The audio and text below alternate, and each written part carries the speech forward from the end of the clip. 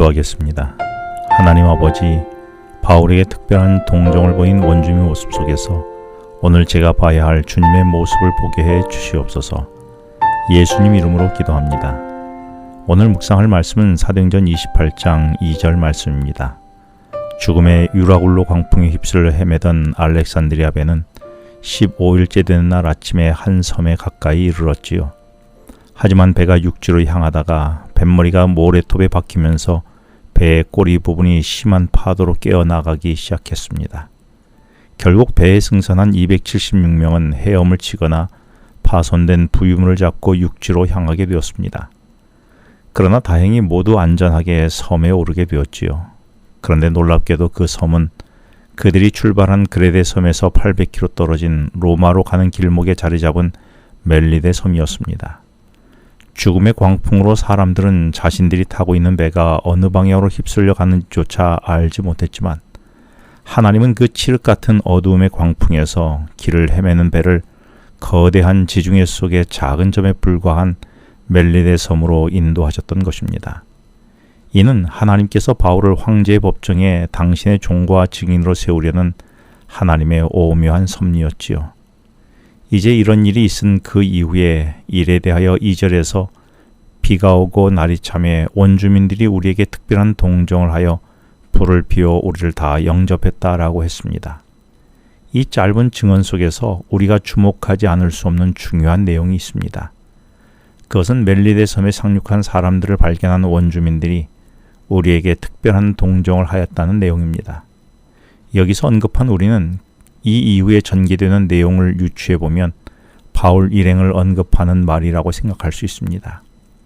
여기서 동정이라는 헬라어 동사 필란드로피아는 인류의 친절이라는 뜻을 갖고 있습니다.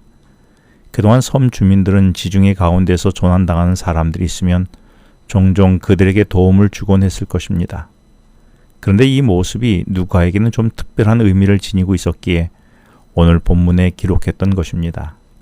11절에 의하면 바울 일행은 다음 해 봄이 오기까지 멜리데 섬에 3개월을 머물게 되었는데 그 기간 동안의 군인들의 숙식비를 로마 정부가 부담했을 것입니다. 그리고 선장과 선원들은 선주가 책임졌을 것이고 나머지 승객들은 스스로 해결했을 것입니다. 그런데 바울 일행에게는 석 달 동안 매일 양식을 사 먹을 돈이 없었습니다. 그러나 멜리데 섬 주민들이 바울 일행을 특별한 동정의 대상으로 간주하고 불을 피워주며 앞으로도 살펴볼 내용에 의하면 바울 일행과 섬 주민들 사이에 특별한 관계가 형성되어 10절에서는 바울을 후한 예로 대접하였다고 했고 떠날 때는 바울 일행이 쓸 것을 배에 실어 주었다라고 했습니다. 이런 모든 일이 멜리데 섬 주민들이 바울 일행을 특별한 동정의 대상으로 간주한 데서부터 시작되었던 것입니다.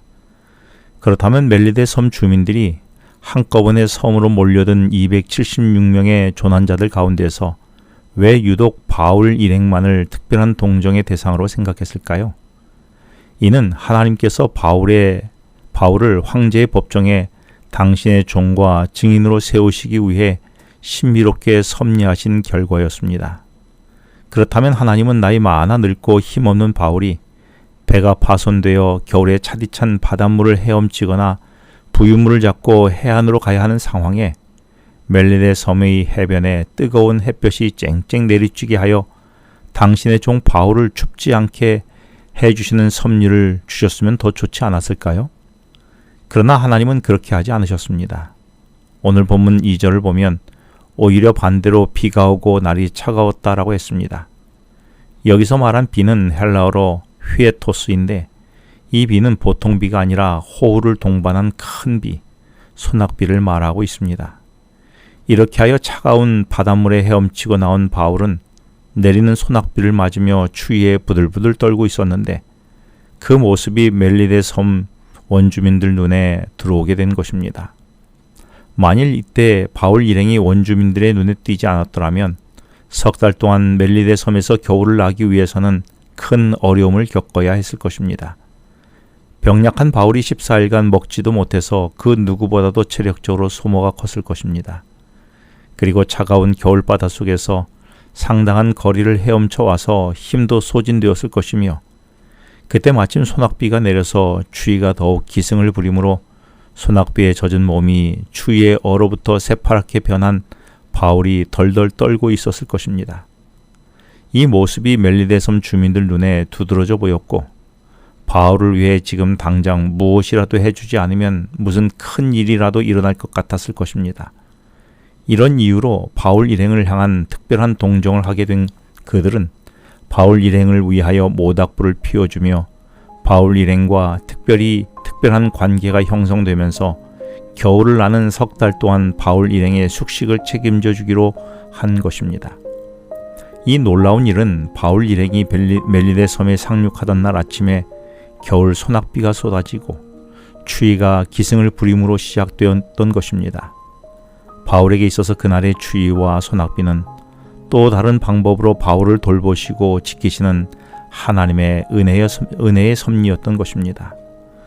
오늘 내가 간신히 추운 바다를 헤엄쳐 왔는데 엎친 데 덮친 격으로 내린 소낙비는 무엇입니까? 거기에 더해 추위로 혹 나는 부들부들 떨고 있습니까? 그래서 많이 힘드십니까? 그래서 나는 지금 이런 상황을 불평하고 있지는 않습니까? 그런데 이런 상황이 나로 앞으로 다가올 겨울을 3개월이나 먹이시고 입히시려는 하나님의 은혜의 섭리였음을 나는 알고 있습니까? 그래서 이 순간은 불평할 시간이 아니라 감사할 시간임을 나는 알고 있습니까? 기도하겠습니다. 하나님 아버지, 오늘 내게 닥친 소낙비와 추위가 불평거리가 아닌 하나님의 축복임을 깨닫고 감사하는 이 하루가 되게 하여 주시옵소서. 예수님 이름으로 기도합니다. 지금은 개인 기도 시간입니다. 오늘 주신 말씀을 묵상하면서 주어진 기도 제목과 개인 기도 제목을 놓고 기도하시겠습니다.